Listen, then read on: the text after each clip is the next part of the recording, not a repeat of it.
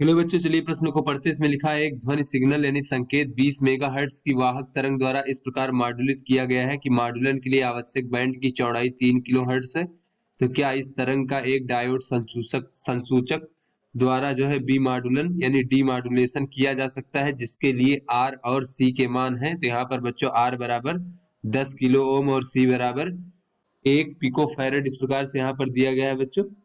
यहाँ पर 1 pico farad है। तो यहाँ पर बच्चों हमें ये बताना है कि इस आर और सी के साथ जो हमारा डायोड संसूचक है बच्चों, उसके द्वारा जो है इस मॉड्यूलित तरंग का विमॉड्यूलन किया जा सकता है कि नहीं किया जा सकता बच्चों।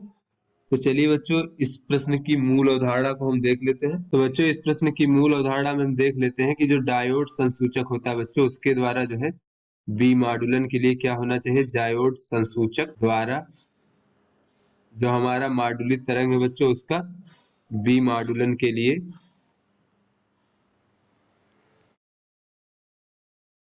जो हमारा बच्चों परिपथ का आर यानी प्रतिरोध है और संधारित्र की धारिता सी, उसका गुणनफल जो है आर सी इस प्रकार से, इसका मान जो है 1/Fm से कम होना चाहिए बच्चों और 1/Fc से बहुत अधिक होना चाहिए आरसी का मान इस प्रकार से।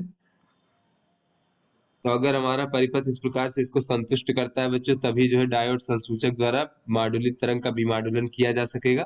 जहां पर बच्चों ये Fm क्या है, ये हमारा मॉड्यूलक तरंग की आवृत्ति या फिर ये कह सकते हैं बच्चों कि संदेश तरंग की आवृत्ति है, संदेश सिग्नल की आवृत्ति है।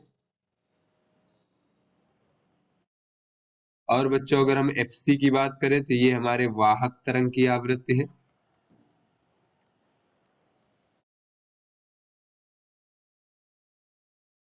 और बच्चों मॉड्यूलन के लिए आवश्यक जो बैंड की चौड़ाई होती है बच्चों, वो कितनी होती है, तो बैंड की चौड़ाई होती है इस प्रकार से 2 × Fm इस प्रकार से। तो चलिए बच्चों अपने प्रश्न को हल करते हैं। तो यहाँ पर अगर हम देखें बच्चों, तो यहाँ पर हमें दिया गया है कि ध्वनि सिग्नल जो संकेत है उसको 20 मेगाहर्ट्ज की वाहक तरंग द्वारा इस प्रकार मॉड्यूलित किया जाता है, यानी कि जो वाहक तरंग प्रयुक्त की जा रही है उसकी आवृत्ति जो है 20 मेगाहर्ट्ज से बच्चों इस प्रकार से।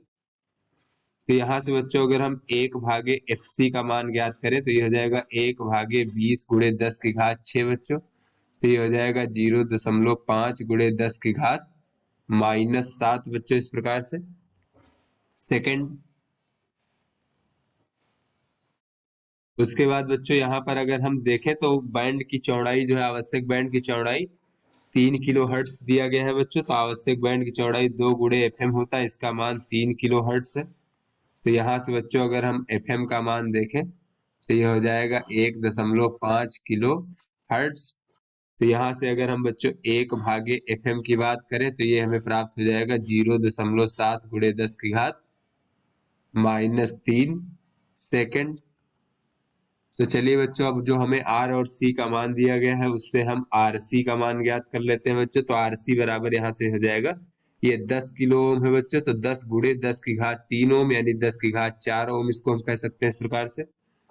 और गुणे बच्चों ये हमारा यहाँ पर दिया गया है 1 पिको फैरेड सी का मान धारिता।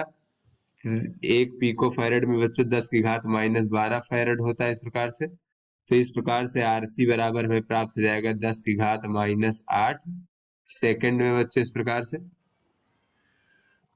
तो यहाँ से अगर हम बच्चों देखें, यहाँ पर जो हमारा आरसी का मान है बच्चों, आरसी ये 10⁻8 सेकंड है और 1/Fc का मान देखें बच्चों तो ये 5 × 10⁻8 सेकंड है बच्चों। इसको हम 0.5 × 10⁻7 को 5 × 10⁻8 कह सकते हैं। तो यहाँ से बच्चों अगर हम देखें तो इसका मान जो है छोटा है किससे, 1/Fc से बच्चों इस प्रकार से।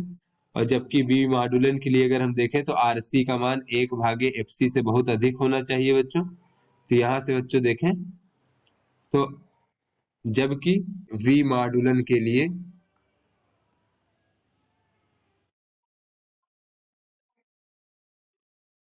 जैसा कि बच्चों हमने मूल अवधारणा में देखा कि बी मॉड्यूलन के लिए जो आरसी का मान है ये बहुत अधिक होना चाहिए किससे, 1/Fc से। अतः बच्चों इस डायोड संसूचक द्वारा जो है बी मॉड्यूलन नहीं किया जा सकता।